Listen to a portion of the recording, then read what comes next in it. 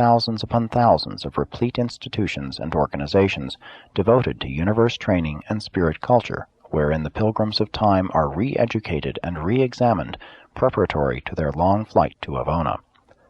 The arriving pilgrims of time are always received on these associated worlds, but the departing graduates are always dispatched for Havona direct from the shores of Uversa.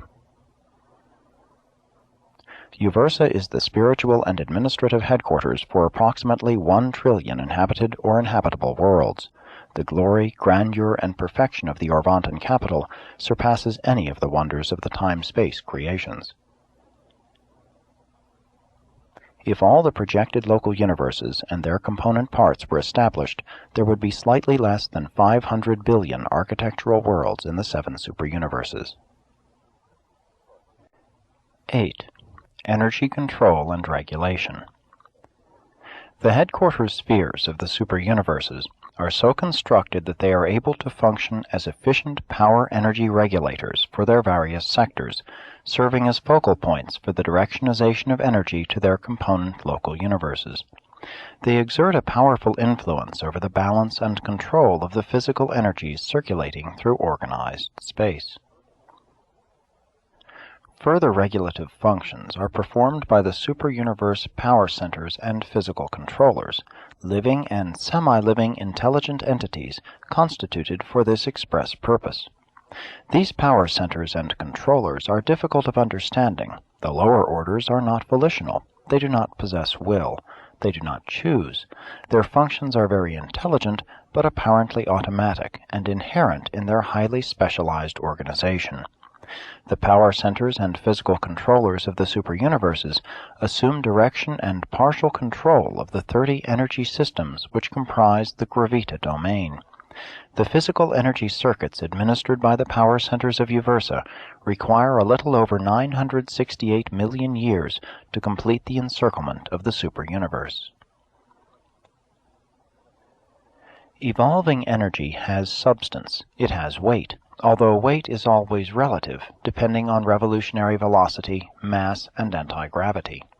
Mass in matter tends to retard velocity in energy, and the anywhere present velocity of energy represents the initial endowment of velocity minus retardation by mass encountered in transit, plus the regulatory function of the living energy controllers of the superuniverse and the physical influence of nearby highly heated or heavily charged bodies.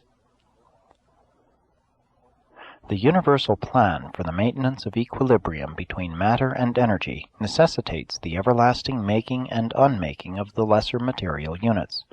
The universe power directors have the ability to condense and detain, or to expand and liberate, varying quantities of energy.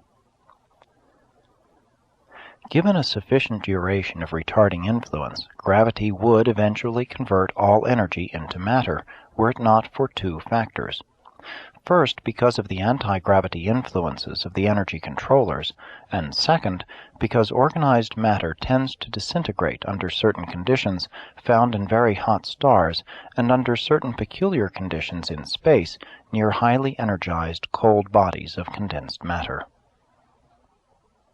When mass becomes over-aggregated and threatens to unbalance energy, to deplete the physical power circuits, the physical controllers intervene unless gravity's own further tendency to over-materialize energy is defeated by the occurrence of a collision among the dead giants of space, thus in an instant completely dissipating the cumulative collections of gravity.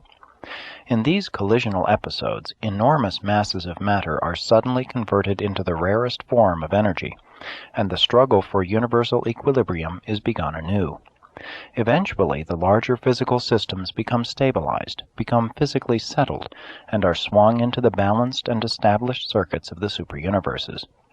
Subsequent to this event, no more collisions or other devastating catastrophes will occur in such established systems.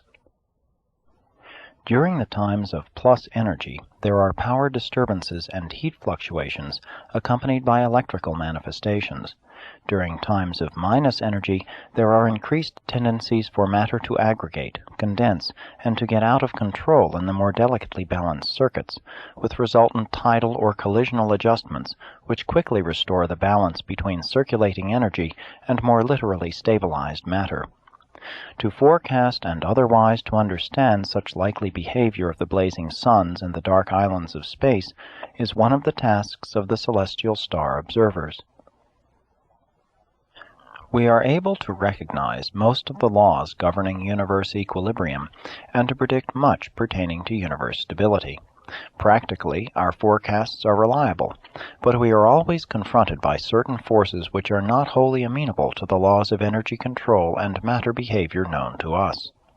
The predictability of all physical phenomena becomes increasingly difficult as we proceed outward in the universes from paradise.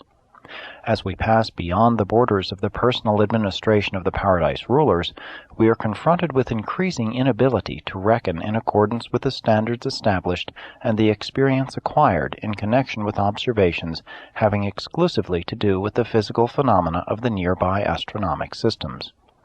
Even in the realms of the seven superuniverses, we are living in the midst of force actions and energy reactions which pervade all our domains and extend in unified equilibrium on through all regions of outer space. The farther out we go, the more certainly we encounter those variational and unpredictable phenomena which are so unerringly characteristic of the unfathomable presence performances of the absolutes and the experiential deities. And these phenomena must be indicative of some universal over-control of all things. The superuniverse of Orvonton is apparently now running down. The outer universes seem to be winding up for unparalleled future activities. The central Havona universe is eternally stabilized. Gravity and absence of heat, cold, organize and hold matter together. Heat and anti-gravity disrupt matter and dissipate energy. The living power directors and force organizers are the secret of the special control and intelligent direction of the endless metamorphoses of universe making, unmaking, and remaking.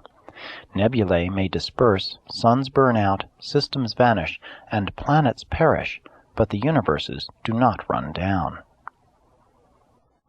9. Circuits of the superuniverses. The universal circuits of paradise do actually pervade the realms of the seven superuniverses. These present circuits are the personality gravity of the universal Father, the spiritual gravity of the eternal Son, the mind gravity of the conjoint actor, and the material gravity of the eternal Isle. In addition to the universal paradise circuits, and in addition to the presence performances of the absolutes and the experiential deities, there function within the superuniverse space level only two energy circuit divisions, or power segregations, the superuniverse circuits and the local universe circuits. The superuniverse circuits. 1. The unifying intelligence circuit of one of the seven master spirits of paradise. Such a cosmic mind circuit is limited to a single superuniverse. 2.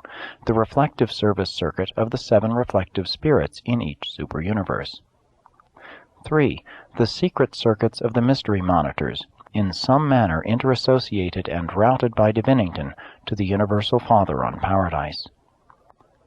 4. The circuit of the intercommunion of the eternal Son with his paradise sons. 5. The flash presence of the infinite Spirit. 6. The broadcasts of paradise, the space reports of Havona. 7. The energy circuits of the power centers and the physical controllers. The local universe circuits. 1. The bestowal spirit of the paradise sons, the comforter of the bestowal worlds, the spirit of truth, the spirit of Michael on Urantia. 2. The circuit of the divine ministers, the local universe mother spirits, the Holy Spirit of your world. 3. The intelligence ministry circuit of a local universe, including the diversely functioning presence of the adjutant mind spirits. When there develops such a spiritual harmony in a local universe that its individual and combined circuits become indistinguishable from those of the superuniverse, when such identity of function and oneness of ministry actually prevail, then does the local